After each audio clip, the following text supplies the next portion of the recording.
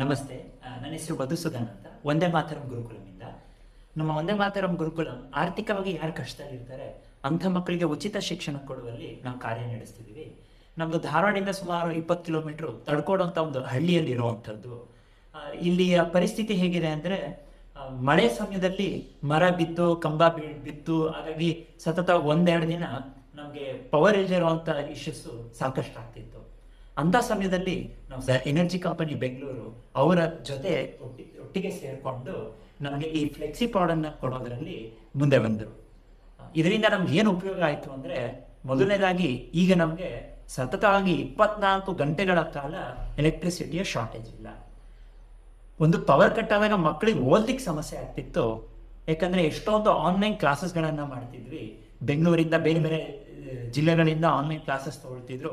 ಹಾಗಾಗಿ ಲ್ಯಾಪ್ಟಾಪ್ಗಳಲ್ಲಿ ಚಾರ್ಜ್ ಇರ್ತಿರ್ಲಿಲ್ಲ, ಕಂಪ್ಯೂಟ್ರು ಆನ್ ಟೈಮಲ್ಲಿ ಸರಿಯಾಗಿ ವರ್ಕ್ ಆಗ್ತಿರ್ಲಿಲ್ಲ. ಈಗ ಯಾವ ಸಮಸ್ಯೆ ಇದ್ದರೆ ಮಕ್ಕಳು ಎಲ್ಲ ಸಮಯದಲ್ಲೂ ಕೂಡ ಕಲಿಕೆಗೆ ಅನುಕೂಲ ಆಗಿದೆ. ರಾತ್ರಿ ಸಮಯದಲ್ಲೂ ಎಲೆಕ್ಟ್ರಿಸಿಟಿ ಇಲ್ಲದೆ ಅವ್ರು ಸಾಕಷ್ಟು ಇಶ್ಯೂಸ್ ಫೇಸ್ ಮಾಡ್ತಿದ್ರು. ಆದರೆ ಇವಾಗ ಅಂತ ಯಾವ ಸಮಸ್ಯೆಯೂ ಕೂಡ ಇಲ್ಲ. ಅದರ ಜೊತೆಗೆ ಪವರ್ ಇಲ್ಲ ಅಂದರೆ ಇಲ್ಲಿ ನಮಗೆ ಯಾವುದೇ ರೀತಿ ನೀರಿನ ವ್ಯವಸ್ಥೆಯೂ ಇಲ್ಲ. ನಾವು ಸಂಪೂರ್ಣ ಬೋರ್ ಮೇಲೆ ನಿಂತಿರುವಂಥದ್ದು. ಬೋರ್ ಆನ್ ಮಾಡಿದ್ರೇನೆ ಟ್ಯಾಂಕ್ ತುಂಬಿ ನಾವು ನೀರು ತುಂಬಿಸ್ಬೋದು.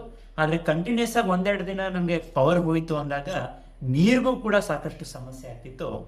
ನೀರಿಲ್ಲ ಅಂದರೆ ಯಾವ ಕೆಲಸನೂ ಆಗ್ತಾ ಇರಲಿಲ್ಲ. ಹಾಗಾಗಿ ಎಲ್ಲಕ್ಕಿಂತ ಹೆಚ್ಚಾಗಿ ನೀರಿನ ಸಮಸ್ಯೆ ಮಕ್ಕಳಿಗೆ ಶಿಕ್ಷಣ ದೃಷ್ಟಿಯಿಂದ ಆನ್ಲೈನ್ ಕ್ಲಾಸ್ಗಾಗಿರ್ಬೋದು, ನಮ್ದೆಲ್ಲ ಬೇಸಿಗೆ, ಇದು ಮಳೆ ಟೈಮಲ್ಲಿ ಇದೊಂದು ಸಮಸ್ಯೆ ಆದರೆ ಬೇಸಿಗೆ ಸಮಯದಲ್ಲಿ ಅಂತೂ ಅತಿ ಹೆಚ್ಚು ಬಿಸಿಲು. ಯಾಕಂದರೆ ಇದು ಬಯಲು ಪ್ರದೇಶ.